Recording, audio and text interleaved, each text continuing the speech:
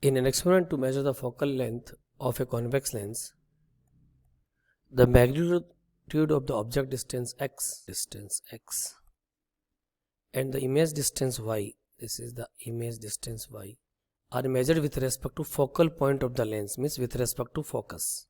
Okay, the y-x plot is shown in the figure. The focal length of the lens is, अगर आप ध्यान से देखो तो ओनली आपको सी पॉइंट के कोऑर्डिनेट क्लियरली विजिबल है. सी पॉइंट का एक्स कोऑर्डिनेट कितना है 20 और वाई कोऑर्डिनेट भी कितना है 20. लेकिन ये 20 और 20 कहाँ से डिस्टेंस मेजर कर रखी है, फोकल लेंथ से डिस्टेंस मेजर कर रखी है. ये बात समझ में आ गई आपको.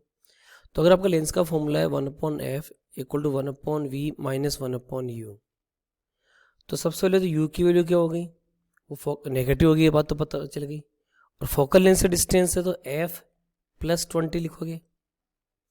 इसी तरह से v की वैल्यू भी क्या हो गई, f प्लस 20. अब मैं v को पॉजिटिव क्यों ले रहा हूँ, u को नेगेटिव क्यों ले रहा हूँ, I think all of you agree. जब तक कुछ भी नहीं दे रखा तो हम लोग रियल इमेज की बात करते हैं. अब फॉर्मूले में वैल्यू पुट करो 1/f इक्वल टू 1/v की जगह 1/f प्लस 20 माइनस 1/u की जगह minus minus plus again 1/f plus 20. तो आप इसको सोल्व करोगे 1/f equal to 2/f plus 20, तो 2f equal to f plus 20, so f is given by 20.